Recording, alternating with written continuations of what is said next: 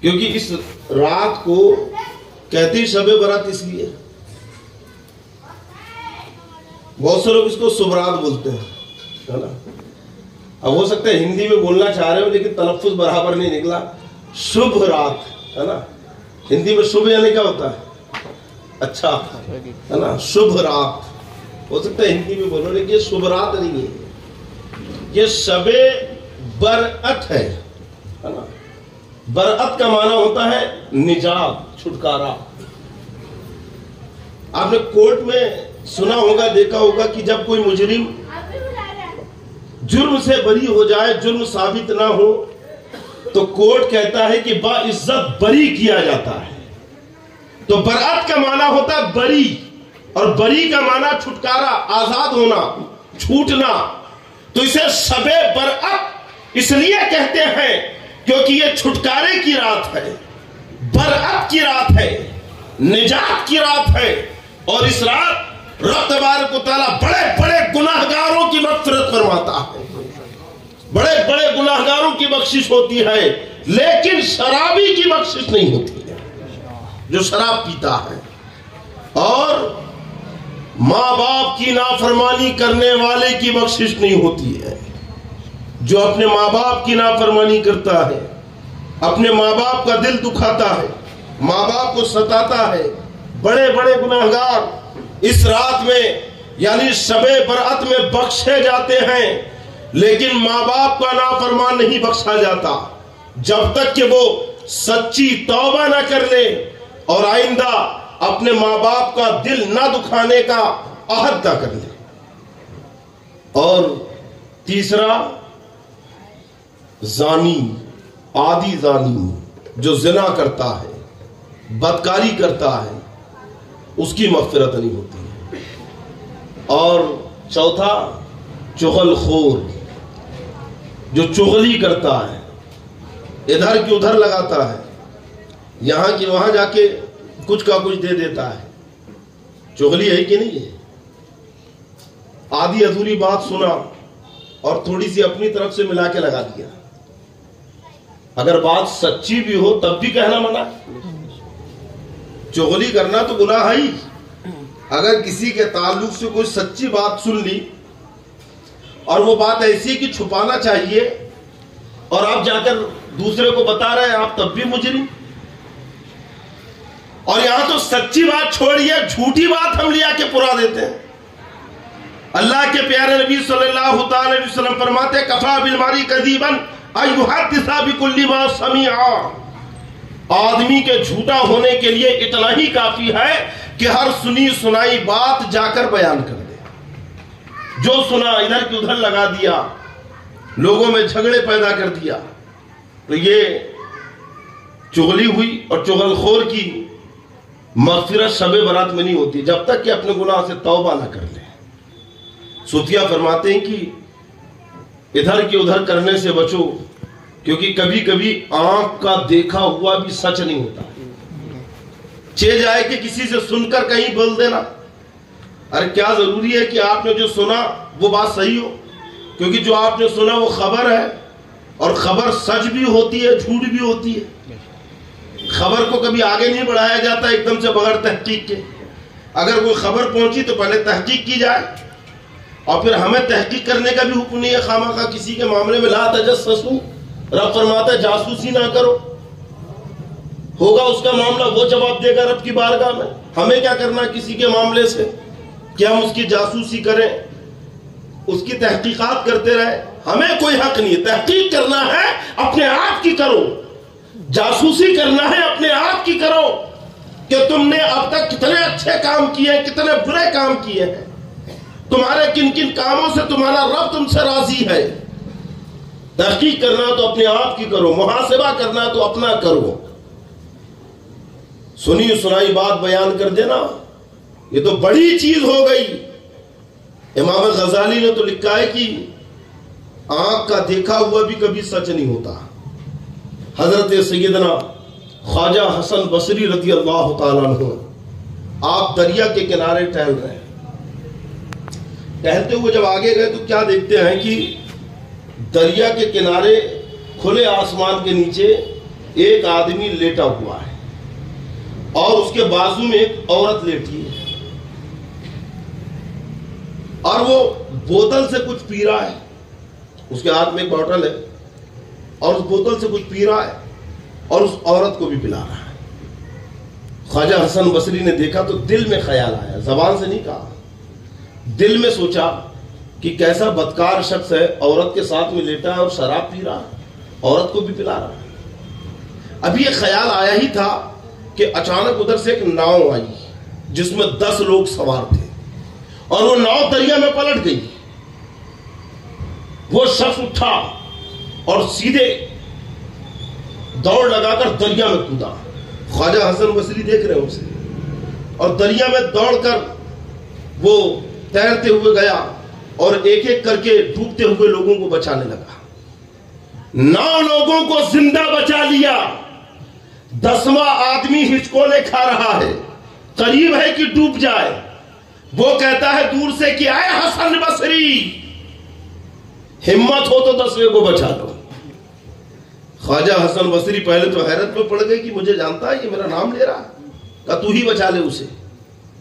اس نے 10ویں آدمی کو بھی زندہ نکالا اور آ کر کہتا ہے کہ اے حسن بصری, یہ جو عورت ہے یہ میری ماں ہے اور میرے ہاتھ میں جو بوتل ہے اس میں پانی ہے.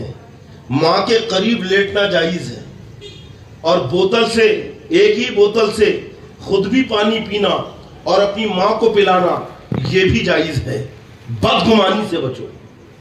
امام غزالی لکھتے ہیں کہ دیکھو خواجہ حسن بصری جیسے زبردست عالم کا کامل اور بزرگ ہے نا, بزرگ کامل اور اتنے عظیم کہ جو حضرت مولا علی کے شاگرد ہیں, لیکن ظاہری طور پر آپ نے دیکھا تو کچھ اور تھا, لیکن حقیقت کچھ اور, کہ وہ بندہ صرف نیک ہی نہیں بلکہ مقام ولایت میں فائز تھا.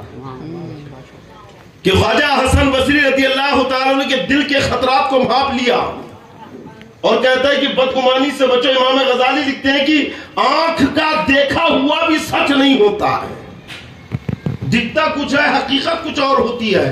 تو جب تک کہ تحقیق نہ ہو بات کو آگے نہ بڑھاؤ. آج ہماری عادت ہو گئی ہے کہ کسی سے کچھ بھی سنا بدگمانی کا شکار ہو گئے. کسی سے کوئی کسی کے تعلق سے بات سن لی, بغیر اس سے پوچھے تحقیق کیا آپ اس سے بدگمان ہو گئے کہ یہ تو ایسا یہ تو ویسا. حقیقت جاننے کی کوشش نہیں کی. اسی کو چغلی کرنا کہتے ہیں. اور جو ادھر کی ادھر لگاتا ہے, چغل خوری کرتا ہے, چغلی کرتا ہے, تو اللہ کے نبی صلی اللہ تعالی وسلم فرماتے ہیں کہ شب برأت میں اس کی مغفرت نہیں ہوتی ہے. اور فرماتے ہیں کہ چنگو رباب ہے نا بجانے والا, یعنی گانے باجے میں ملبس رہنے والا, گانے باجے ڈھول تماشوں میں مبتلا رہنے والا, شب برات میں اس کی مغفرت نہیں ہوتی. یہ بھی چیز آج ہمارے عام ہو گئی, جبکہ 12 بیانات میں آپ سنتے ہیں, غلط ہے ہر کسی کو معلوم ہے.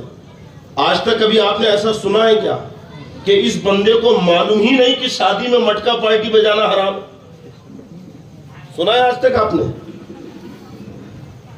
کہ کسی نے اس لیے بجایا کیونکہ اسے پتہ ہی نہیں تھا کہ یہ ناجائز ہے؟ ڈی جے بجانا, اس میں گانے بجانا اور پھر اس کے سامنے ناچنا, اور پھر عورتیں بھی آج کل ناچ رہی. کبھی دیکھا آپ نے؟ دوسروں کے یہاں دیکھتے تھے دوسری قومیں نکالتی تھی ایسی بارات, معاذ اللہ ثم معاذ اللہ. آج مسلم قوم کی بارات ایسی نکل رہی ہے. کچھ ایسے شریر اور شر پسند لوگ ہیں کہ جو ڈی جے کی تھاپ پر ناچتے ہوئے بارات نکال رکھے ہیں اور پیچھے جوان لڑکیاں چل رکی ہیں, اور صرف چل نہیں رکی ہے بلکہ جوان لڑکوں کے ساتھ ناچ رہی ہے. معاذ اللہ. ڈی جے کی تھاپ پر. تو کبھی آپ نے سنا ایسا کہ بھئی میں نے ڈی جے اس لیے نکال لیا کیونکہ مجھے پتا ہی نہیں تھا کہ یہ حرام ہے, ہم نے شادی میں اس لیے ناچ لیا کیونکہ ہمیں خبر ہی نہیں کہ ناچنا حرام ہے, یہ گناہ کا کام ہے؟ کبھی سوچا آپ نے؟ اچھا کبھی غور کرو, کیا ایسا ہو سکتا ہے کہ کسی مسلمان کو یہ نہ معلوم ہو کہ یہ حرام ہے ناجائز ہے؟ پتہ سب کو ہے کہ نہیں؟ خبر سب کو ہے کہ یہ ناجائز کام ہے، یہ حرام کام ہے، یہ گناہ کا کام ہے، لیکن اس کے بعد بھی گانے بجانے میں مبتلا ہے۔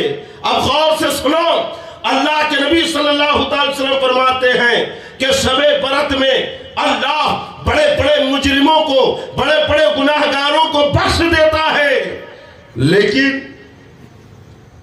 باجے گاجے ناچ تماشے کرنے والوں کی مغفرت نہیں ہوتی۔ اللہ اکبر۔ اسے لوگ معمولی جرم سمجھ کے شریک ہو جا رہے ہیں۔ باپ سے کہیں کہ بھئی آپ کے بیٹی کی بارات ہے، تو کہتا بھئی میں نے بول کر اپنے ذمے سے سبکدوش ہو گیا، میں اسے سمجھا دیا، میں بری ہو گیا، جبکہ بارات میں مزے وہ بھی لے رہا ہے، نوٹ وہ بھی لٹا رہا ہے۔ لیکن کبھی بات کی جائے کہ بھئی آپ دیندار ہیں، بچے کو روکو، تو کہتے بھئی میں نے منع کیا، نہیں مان رہے تو کیا کروں، نہیں مان رہے تو آپ ہٹ جاؤ وہاں سے، لیکن الٹا نوٹ لٹا رہے۔ تو مطلب بچے سے زیادہ باپ کی خواہش تھی کہ میرے بیٹی کی بارات تماشے سے نکلے، اور آج ہو رہا ہے ویسا۔ تو تماشے سے بارات نکالنے والوں، اللہ کے نبی صلی اللہ علیہ وسلم کا یہ فرمان اپنے ذہن میں رکھو کہ یہ باجے تماشے بیہودہ گانے اتنا بڑا جرم ہے کہ اللہ شب برات میں بڑے بڑے گناہگاروں کو بخش دیتا ہے، لیکن ناچ گانے والوں کی بخشش نہیں ہوتی ہے۔ اور ساتواں آدمی، امام غزالی نے مکاشفۃ القلوب میں لکھا ہے کہ ایک روایت میں یہ بھی ہے کہ تصویر بنانے والا یا بنوانے والا، مصور، بہت شوق ہے نا نوجوانوں کو سیلفی لینے کا، لڑکوں کو تو ہے، لڑکیوں کو بھی کم نہیں ہے شوق، ہر لباس پر ایک سیلفی، اور شادی بیاہ میں کیمرے چل رہے ہیں، دو دو کیمرے سامنے رکھے ہیں۔ تصویر کھینچنا، کھچانا، بنانا، بنوانا اتنا بڑا گناہ ہے کہ اللہ کے نبی صلی اللہ علیہ وسلم فرماتے ہیں کہ شب برات میں تصویر بنانے اور بنوانے والوں کی مغفرت نہیں ہوتی۔ اتنا بڑا جرم ہے یہ، جبکہ یہ اتنی مقدس رات ہے کہ اس رات کو ہی برات کی رات کہہ دیا گیا، نجات و چھٹکارے کی رات کہہ دیا گیا۔ اور رسول پاک صلی اللہ علیہ وسلم بشارت دے رکھے ہیں کہ بنو کلب کی بکریوں کے بالوں کے برابر اللہ گناہگاروں کی مغفرت فرماتا ہے۔ آپ خود اندازہ لگائیں کہ اس دن رب تبارک و تعالیٰ کی رحمت کتنے جوش میں ہوتی ہے، اللہ کس قدر اپنے بندوں پر کرم کی بارش کرتا ہے، لیکن کچھ لوگ ایسے ہیں جو اس رات محروم رہتے ہیں۔ اور وہ کون ہے؟ جو میں نے ابھی آپ کو گنایا کہ شرابی بہت مزے سے شراب کے ہے نا گھونٹ حلق سے نیچے اتارتا ہے، اور کئی تو ایسے ہیں ہے نا کہ جن کی صبح ہی شراب سے ہوتی ہے، صبح اٹھے تو منہ شراب سے دھلتا ہے۔ کئی تو ایسے ہیں، کیا بولتے ہیں آپ کی زبان میں ان کو؟ اکھنڈ کہتے نا، اکھنڈ بیوڑا ہے یہ، صبح اٹھتا ہے تو منہ شراب سے دھوتا ہے، اور پھر یہ پگوے اوپے میں کام بھی نہیں چلتا۔ کئی تو ایسے ان کو بمپر ہونا، اور پورا بالکل ہے نا صبح سے شام تک نشے میں چور اور ڈوبے رہیں گے اس کے اندر، کئی ایسے ہیں۔ لیکن یاد رکھو شراب اتنی خلیظ اور ناپاک چیز ہے، اور حدیث پاک میں کہ ہر نشے والی چیز کلو مسکرن حرام، ہر نشے والی چیز حرام ہے، چاہے وہ شراب ہو یا گانجے سے آپ نشہ کریں، چرس سے کریں، افیم سے کریں، ایم ڈی سے کریں۔ اور ایم ڈی تو ناگپور کا گڑھ بن گیا ہے، آج کے اخبار میں دیا 2 کروڑ روپے کی ایم ڈی پکڑائی ہے، ناگپور میں آ رہی تھی۔ یعنی اس قدر نشے کا ہب بنتے جا رہا ہے۔ اور معاذ اللہ افسوس کی بات تو یہ ہے کہ جب اخبار میں شہر کے علاقوں کی نشاندہی ہوتی ہے کہ ان علاقوں میں سب سے زیادہ نشہ کیا جاتا ہے، ان علاقوں میں مسلم علاقے بھی آتے ہیں۔ کبھی آپ نے سوچا ہے کہ آپ کا بچہ گھر سے اگر باہر نکلا تو کیا گارنٹی ہے کہ وہ بالکل قاعدے پر اور لائن پر رہے گا؟ رات میں باہر نکل رہا ہے تو 100% وہ بگڑے گا، کیونکہ رات میں اسے شرابیوں کی صحبت ملے گی، گجٹیوں کی صحبت ملے گی، जुआरियों की सोहबत मिलेगी। आज 15-15 साल के बच्चे कौम के जुआ के आदी हो गए, स्कूल और ट्यूशन की फीस जुआ पे लगा रखे हैं। 18 साल के बच्चे देखकर रहम आता है, अभी तो इसकी जवानी फूट रखी है, जवानी की दहलीज पे कदम रखा है, लेकिन नशे का ऐसा आदी कि नशे ने इसकी जवानी को बर्बाद कर दिया। नशा उसे सुखाता चला जा रहा है। और फिर इलाकों में ऐसे एजेंट घूम रहे हैं जो आपकी कौम के बच्चों को नशेड़ी बना रखे हैं, नशे का आदी बना रखे हैं। पहले सादी सिगरेट पिलाते हैं, फिर नशा आवर सिगरेट पिलाते हैं, और एक नहीं कई सिगरेट पिलाते हैं। और जब देखते हैं कि अब यह नशा आवर सिगरेट के बगैर रह नहीं सकता, तो फिर उससे लंबी लंबी रकमें वसूल करते हैं। अब अपने इस नशे की आदत को पूरा करने के लिए, नशे के नाजायज जज्बात को तस्कीन देने के लिए वो चोरियां करता है, डाका डालता है, चेन स्नैचिंग करता है। नशा उम्मुल खबाइस है कि एक नशा आदमी से ना जाने कितने गुनाह करा देता है। एक नशा आदमी को ना जाने गुनाहों की किन दलदलों में ढकेल देता है। लेकिन अफसोस की बात है, कौम के नौनिहाल, कौम के नौजवान बच्चे नशे के आदी हो रहे हैं, नशे के इंजेक्शन दे रहे हैं। हमने आज से कई साल पहले एक मुहिम चलाई थी, नशा यानी मौत। अच्छा, बहुत सारे लोग जो है तंबाकू खर्रे और इसकी भी आदत रहती है, वक्तन फौक्तन कभी खा लिया तो ठीक, लेकिन कई तो ऐसे हैं कि बिल्कुल हमेशा मुंह भरा हुआ है। ऐसी सेंटेड और ऐसी तंबाकू आजकल आ रही है, डॉक्टर्स का कहना यह है कि इससे भी आदमी को सख्त बीमारियां बल्कि कैंसर तक मर्ज हो सकता है कि नहीं? तो ऐसी आदतें आप क्यों पालें कि जो बदन के लिए, बॉडी के लिए नुकसानदेह हो। बदन अल्लाह की नियामत है, ये हमारा माल थोड़ी है, अल्लाह की नियामत है। रब फरमाता है, इन्नल्लाह अश्तरा मिनल मुमिनीना अनफुसहुम व अमवालहुम बिअन्ना लहुमुल जन्नह। अल्लाह ने मोमिनों के जान और माल को जन्नत के बदले में खरीद लिया है। ये जान हमारी नहीं, अल्लाह की है। ये माल हमारा नहीं, अल्लाह का है। जब जान अल्लाह की है तो अब इसे नुकसान पहुंचाना नाजायज और गुनाह, क्योंकि हमारा नहीं है, अल्लाह की अमानत हमारे पास है। उंगली काटना जायज है क्या? आंख तोड़ना जायज है? नहीं है। दांत तोड़ना जायज है अपना? बिल्कुल नहीं है। आप अपनी उंगली काटो, खुद गुनाहगार हो जाओगे। आप बदन को नुकसान पहुंचाओ तो गुनाह आपको मिलेगा, क्योंकि बदन आपका नहीं, अल्लाह की नियामत है, अल्लाह की अमानत है जो आपके पास है। हमें इसकी हिफाजत करना है। तो हर वो चीज जो बदन को नुकसान पहुंचाए, उन चीजों का इस्तेमाल हरगिज ना करे। और अगर वो चीजें नशा आवर है तो फिर वो चीजें हराम है, क्योंकि नशे वाली हर चीज हराम है। शराब, गांजा, चरस और जितने भी नशे वाली चीजें हैं, इनका इस्तेमाल सख्त हराम है। और जो इस्तेमाल करता है तो वो सुन ले कि अल्लाह ताला शबे बरात में बड़े बड़े गुनाहगारों को, बड़े बड़े मुजरिमों को बख्शता है, लेकिन नशा करने वाली की, शराबी की शबे बरात में बख्शिश नहीं होती है।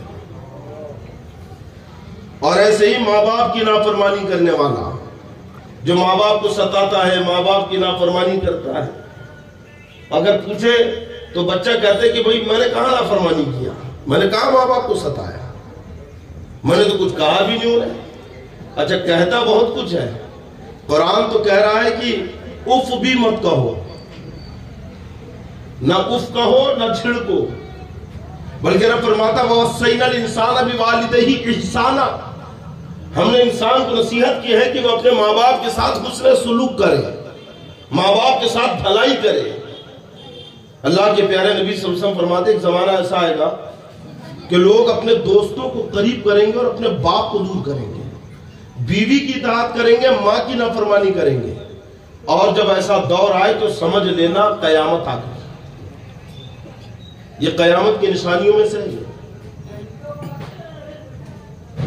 दोस्तों की देखो दिलजोई हो रखी है, दोस्तों के साथ वक्त गुजारा जा रखा है, लेकिन माँ बाप को सताया जा रहा है, माँ बाप को झिड़का जा रहा है। यह और बात है कि माँ बाप की तड़प और तकलीफ और आपने जो उन्हें दुख दिया है वो जाहिर नहीं होता है, اس لیے کیونکہ جب تم چھوٹے تھے اور روتے تھے تو پورا محلہ سنتا تھا، لیکن جب تمہارے ستانے سے، تمہارے تکلیف دینے سے ماں باپ روتے ہیں تو بازو والا بھی نہیں سن پاتا ہے۔ اتنی خاموشی سے ماں باپ رو لیتے ہیں، اندر ہی اندر ماں باپ گھٹ کر رو لیتے ہیں کہ زور سے روئیں گے تو بازو والا پوچھے گا کیوں رو رہے ہو، جذبات بھڑکیں گے کہ زبان سے نکل نہ جائے کہ اولاد نے ستایا ہے۔ یعنی ماں باپ یہاں پہ بھی تمہاری عزت کا خیال رکھ رہے ہیں کہ ہم زور سے روئیں گے تو ہمارے بچوں کی بے عزتی ہو جائے گی، ہم زور سے روئیں گے تو بچوں کی بدنامی ہو جائے گی کہ ماں باپ کو ستاتے ہیں۔ خدا کے لیے اگر کسی نے ماں باپ کو ستایا ہے، ماں باپ کا دل دکھایا ہے، ماں باپ کو رلایا ہے، تو شب برات کے پہلے معافی مانگ لیں ان سے۔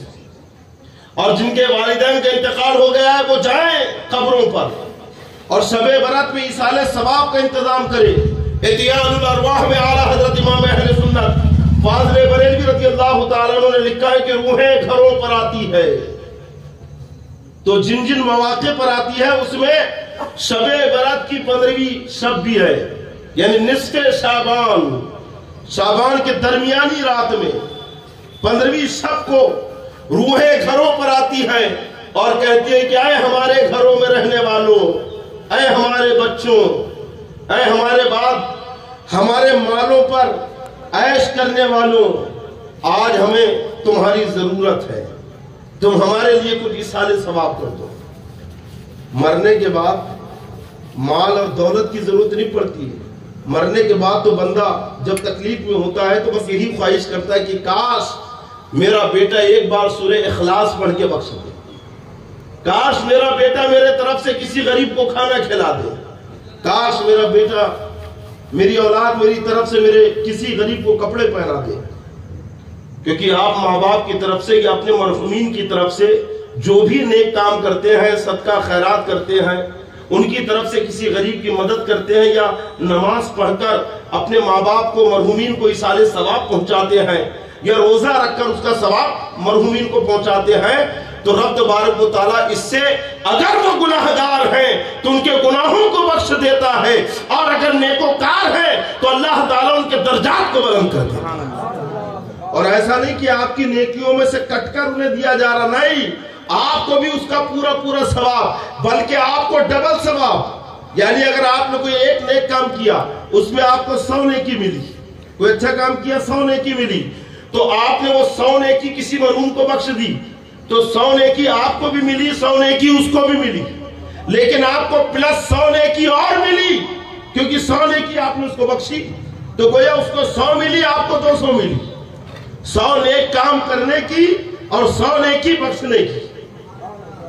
تو جو نیک کام کرتا ہے اسے اس کا تو ثواب ملتا ہی ہے، لیکن اگر اس نیک کام کو کسی سنی مسلمان مرحوم کے لیے بخش دے تو پھر اس کی مغفرت بھی ہوتی ہے اور بخشنے والے کو بھی ثواب ملتا ہے۔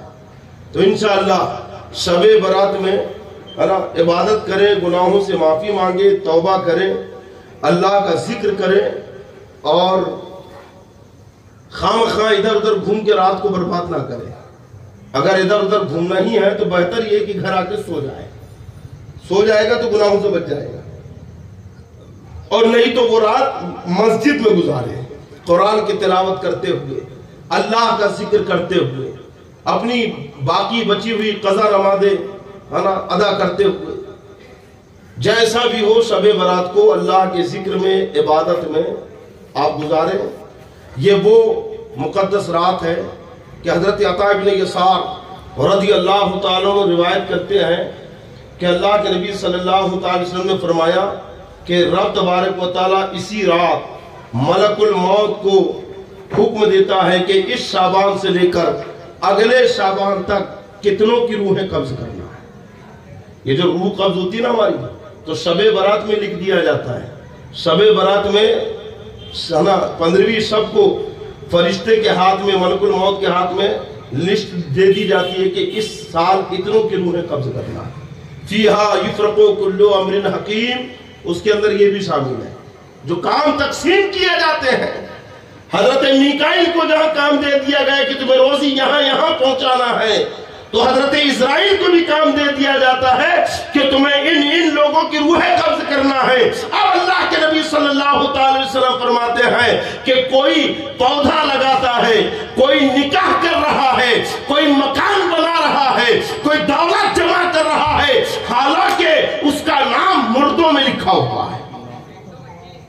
کوئی اس سال نکاح رچا رہا ہے، بڑا خوش ہے، کوئی اس سال اپنے مکان کی اوپننگ کر رہا ہے، کوئی اس سال کوئی نیا کام کر رہا ہے، فیکٹری کھول رہا ہے، یہ کھول رہا ہے، اور پتا چلا کہ اس کا نام تو مردوں میں لکھ دیا گیا ہے۔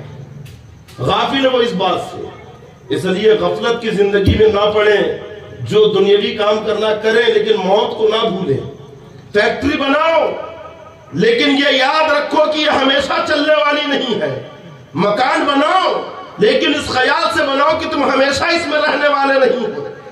نکاح شادی کرو لیکن سوچ لو کہ ہمیشہ یہ ساتھ رہنے والا نہیں ہے۔ اگر ساتھ کچھ جانے والا ہے تو تمہارے نیک اعمال ہے، وہ بہترین ایمان اور عقیدہ ہے، وہ عشق رسول ہے، وہ نیک اور اچھے کام ہے جو دنیا میں آپ نے کیا ہے، جو قبر میں آپ کے ساتھ جائیں گے۔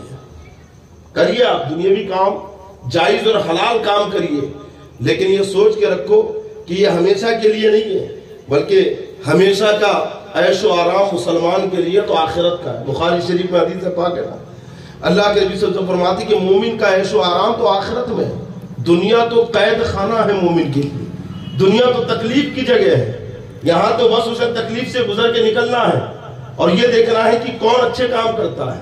اللہ نے فرمایا نا سورہ ملک میں ہے، خلق الموت والحیات لیبلوکم ایکم احسن عملا، اللہ نے موت اور زندگی کو پیدا کیا تاکہ جانچے کس کے کام اچھے ہوتے ہیں، کون اچھے اور نیک کام کرتا ہے، تو یہ جانچا جاتا ہے۔ اور شب برات میں آپ جو بھی ایصال ثواب اور اچھے کام کریں تو اس کا ثواب مرحومین کو اگر آپ بخشیں تو مرحوموں کا بھی فائدہ ہے۔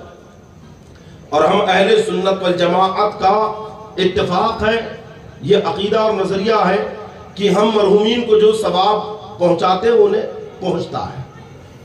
حدیث پاک سے ثابت ہے، سمجھ گئے؟ بد عقیدے بد دین اس کا انکار کرتے ہیں، اس لیے وہ گاڑنے کے بعد بھی فاتحہ اذان کچھ نہیں دیتے ہیں، بس گاڑے اور چلے۔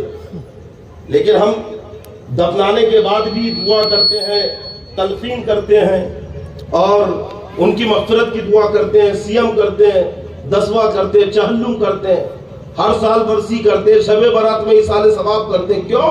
کیونکہ ہمارا عقیدہ یہ ہے کہ ہم جو بھی نیک کام کرتے ہیں اللہ تعالیٰ اس کا ثواب مرحوموں کو پہنچاتا ہے، اور یہ قرآن و حدیث سے ثابت ہے۔ ایک نہیں کئی حدیثیں ہیں، یہ ایک الگ عنوان ہے، کبھی موقع آیا تو انشاءاللہ صرف ایصال ثواب کے اوپر میں بیان کروں گا کہ مرحومین کو ہم جو ثواب پہنچاتے ہیں یہ ان کو پہنچتا ہے۔ ایک چیز ذہن نشین کر لیں کہ کسی مسلمان کی مدد کرنا یہ بہت بڑا ثواب ہے۔ کوئی مسلمان تکلیف میں ہے، آپ اس کی مدد کر دیں تو ثواب ہے کہ نہیں؟ سنی مسلمان ویسے تو کسی کی بھی مدد کرو تو آپ کو ثواب ملے گا۔ اللہ نے ہر تر جگر میں ثواب رکھا۔ ایک سانپ ہے، پیاسا پانی پلا دو تو اس کا بھی ثواب ملے گا۔ ایک بلی ہے، پیاسی آپ پانی پلا دو۔ ایک روایت میں آیا نا، اللہ کے نبی صلی اللہ علیہ وسلم فرماتے ہیں کہ عورت کو ایک بلی کی وجہ سے عذاب ہوا، بلی کی وجہ سے وہ جہنم میں گئی۔ کیوں؟ کیونکہ اس نے بلی کو باندھ کے رکھ دیا تھا، نہ کھانے کے لیے کچھ دیا اور نہ بلی کو چھوڑا کہ جا کے خود کچھ کھا لے، یہاں تک کہ بلی بھوک سے مر گئی۔ اور جب بلی اس کی قید میں بھوک سے مری تو اللہ تعالیٰ نے اسے عذاب دیا کہ اللہ کی مخلوق کو بلا وجہ کیوں اس نے تکلیف دی، اس پر بھی گناہ ہے۔ اس لیے تو آیا نا کہ اگر آپ کوئی جانور یا پرندہ پال کے رکھے، پہلی بات تو نہ پالے، اور اگر پال کے رکھ لیے قید نہ کرے، قید کر کے رکھ دیا آپ نے، پالا ہے تو دن میں 70 مرتبہ اسے دانا اور پانی دکھاؤ اگرچہ وہ نہ کھائے۔ اتنا آپ کو خیال رکھنا ہے کہ بالکل اناج بھرا رہے اس کے سامنے، اسے تکلیف نہ ہو۔ جانور کو اگر، اور ایک عورت کو ایک کتے کی وجہ سے جنت ملی ہے نا، ایک عورت کو کتے کی وجہ سے، اور وہ بھی عورت کون سی؟ فاحشہ، تباہی۔ راستے سے جا رہی ہے، دیکھا کہ ایک کنویں کے کنارے کتا کھڑا ہے اور پیاس کی وجہ سے کتے کی زبان نکلی ہوئی، وہ دیکھ کے وہاں پہ رک گئی، اور جب دیکھا تو دیکھا پانی تو نیچے ہے بہت اور کتا وہاں کھڑا ہے، پانی کا انتظام، یہ دھوپ ہے۔ اس نے اپنا دوپٹہ لیا اور اپنے جوتے میں دوپٹہ باندھا اور ڈال کر جوتے سے پانی نکال کے کتے کو پلایا۔ اللہ کو اس کی یہ ادا اتنی پسند آئی کہ طوائف کو کتے کو پانی پلانے کی وجہ سے بخش دیا۔ تو جو کتے کی مدد کرے، جانور کو اگر کھانا پانی دے دے اسے ثواب، تو جو کسی مسلمان کی مدد کرے اسے کتنا بڑا ثواب ملے گا؟ نہیں ملے گا۔ کوئی مسلمان تکلیف میں، پہلی بات تو کسی مسلمان کو تکلیف دینا حرام۔ اللہ کے نبی صلی اللہ علیہ وسلم فرماتے ہیں المسلم من سلم المسلمون من لسانه و یده، سچا مسلمان وہی ہے کہ جس کے ہاتھ اور زبان سے دوسرے مسلمان سلامت ہو، یہ سچا مسلمان ہے، ہاتھ اور زبان سے دوسرے مسلمان سلامت ہو۔ کسی مسلمان کو ناحق آپ نے اگر گالی دی، ڈانٹا یا مارا، آپ گناہگار ہوں گے۔ کسی مسلمان کو تکلیف دینا حرام، گناہ کا کام، اور کسی مسلمان سے تکلیف کو دور کر دینا، کسی مسلمان کی تکلیف میں مدد کرنا، یہ اتنا بڑا ثواب ہے کہ اللہ کے نبی صلی اللہ علیہ وسلم فرماتے ہیں کہ واللہ فی عون العبد ما کان عبد الاخی، کہ اللہ تعالیٰ مسلمان کی اس وقت تک مدد فرماتا ہے جب تک کہ وہ اپنے دوسرے مسلمان بھائی کی مدد کرتا ہے۔ کوئی مسلمان تکلیف میں ہے، آپ اس کی مدد کر دو، آپ کو ثواب ملے گا، اللہ آپ سے راضی ہوگا، اللہ آپ کی مدد کرے گا، سمجھے کہ نہیں؟ مثلا کوئی بھوکا ہے، آپ اس کو کھانا کھلا دو، اللہ آپ کی مدد کرے گا۔ کوئی بیمار ہے، تکلیف میں ہے، علاج کے لیے پیسے نہیں ہے، آپ اس کا علاج کروا دو، اللہ آپ سے راضی ہو جائے گا۔ کسی بھی مسلمان کی مدد کرنا یہ ثواب کا کام ہے اور اللہ اس کی مدد کرتا ہے۔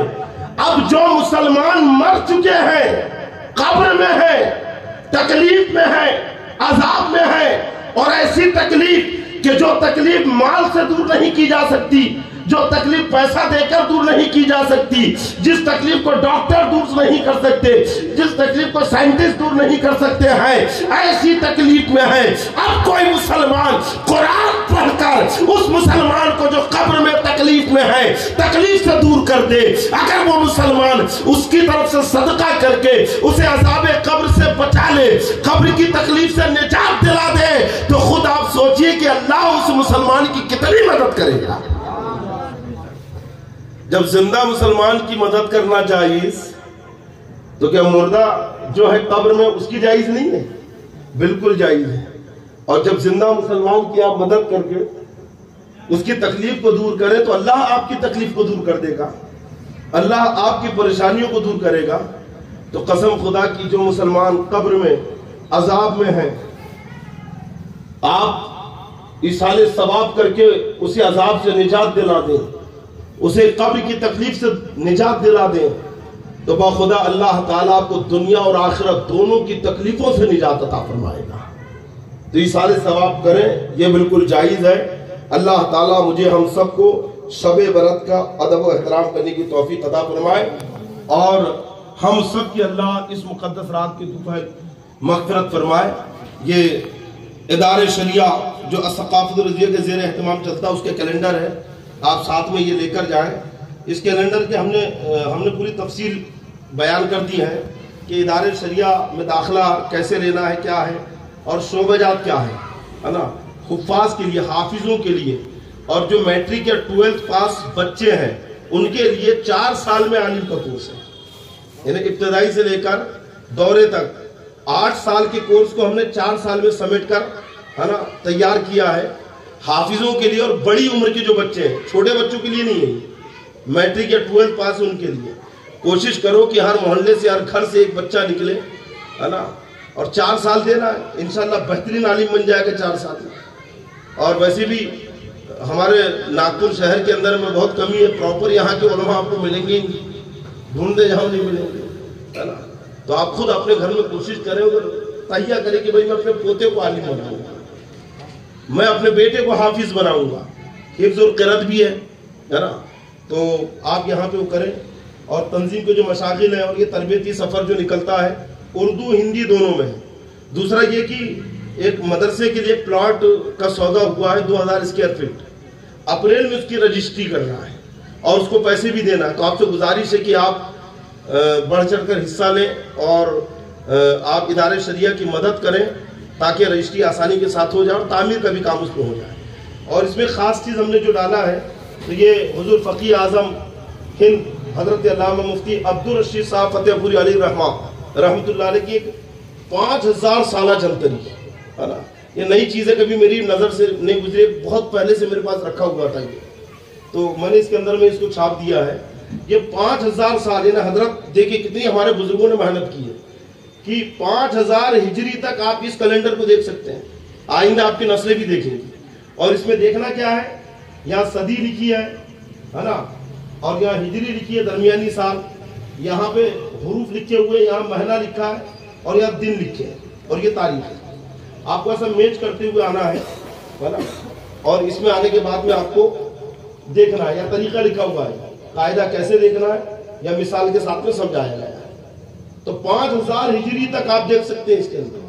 حضرت نے بتائیے کتنی محنت سے تیار کیا ہوگا فقیہ اعظم نے، تو ہم نے اس کو چھاپ کر تاکہ عوام تک یہ پہنچ جائے اور حضرت کی محنت بھی لوگ دیکھیں۔